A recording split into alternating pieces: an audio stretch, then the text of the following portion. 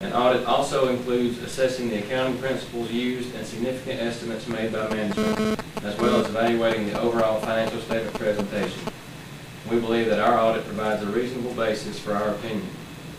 In our opinion, the financial statements referred to above present fairly in all material respects the respective financial position of the governmental activities, the business type activities, each major fund, the aggregate remaining fund information, and the budgetary comparison schedule of the town of Cleveland as of September 30, 2009, and the respective changes in financial position and cash flows where applicable, therefore, for the year then ended in conformity with U.S. generally accepted accounting principles. The last paragraph states our audit was conducted for the purpose of forming opinions on the financial statements that collectively comprise the town of Cleveland's basic financial statements.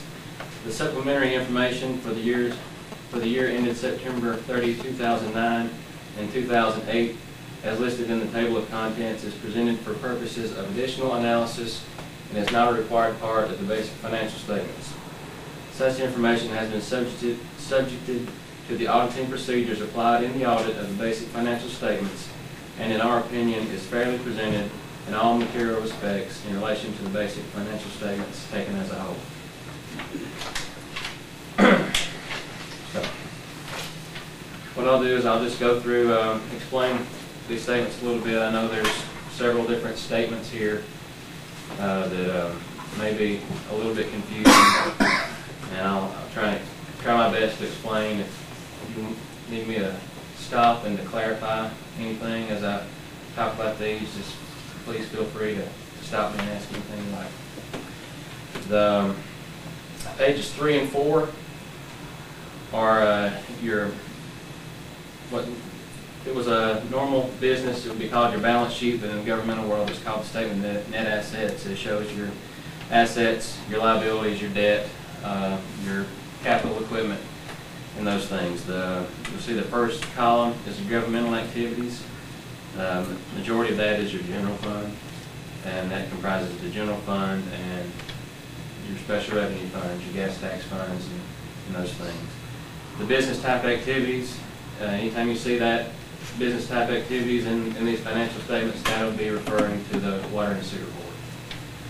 So that is, you'll see another balance sheet or statement of net assets a few pages over, and it basically gives the same information.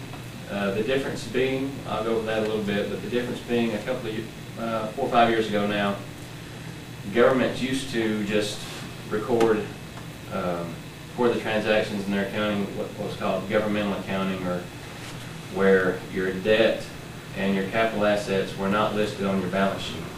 Any capital outlay for capital assets was an expenditure, and any debt payment, principal or interest, was listed as a expenditure instead of a reduction of your debt on the balance sheet. But a few years ago, the announcement came out where you have to show it both ways. You show your net assets as the way it used to be, and their purpose for that was the accounting for governmental funds was what could be financial resources within the next year, was pretty much all that was reported on.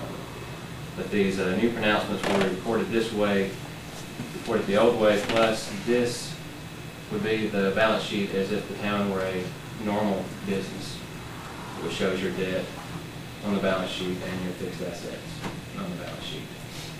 So, that being said, this first statement of net assets on page 3 and 4, I'll just point out a few items. Notice the cash in your governmental activities is $356,000. That is up from the prior year. We'll go into the detail of that a little bit farther in here.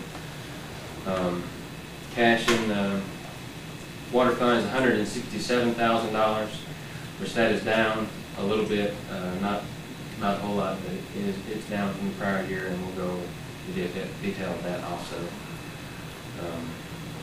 The rest of the balance sheet, there's not a whole lot that's different from the prior year. Your liabilities, your current liabilities like your payables and accounts payable and your taxes payable, compensated absences, that's all very similar to what it was in the prior year. And then if you look on page 4, about halfway down, your non-current liabilities, that is where shows your debt. The debt balances as of 9/30/09 in the water and sewer fund was about $4,180,000. And about $55,000 of that will be due within this next fiscal year. And then in the general fund, which is the general 2004 obligation warrant, which is paid out of the general fund, balance on that was $272,000 at the end of the year. So that leaves us, after you take your assets minus your liabilities there, you go down to your bottom section there, and that's your net assets on the bottom of page 4. That's essentially your net worth of the town. And of the governmental activities, that was $467,000, and the net worth of the water and sewer fund was about $2.9 million. Any questions there? Yeah, we got a $4 million debt on something that's worth 2.8 million. Well, that's the net. That's the net worth of it. If you look at the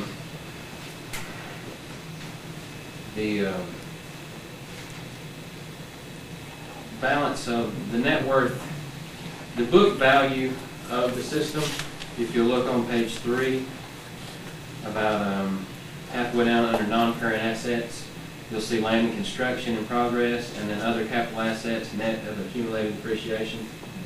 That, the $76,000 and the $6.5 million, that's the book value of the system.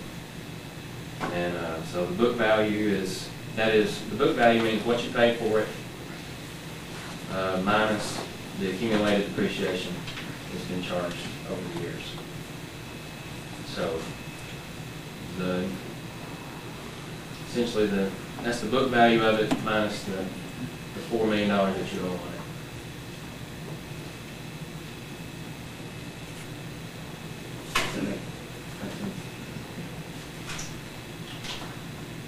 Okay.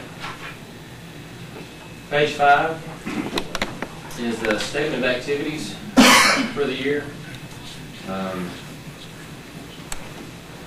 This includes, you'll see this statement reads a little different than probably an income statement that you might have seen in the past, where usually revenue is listed first, and then your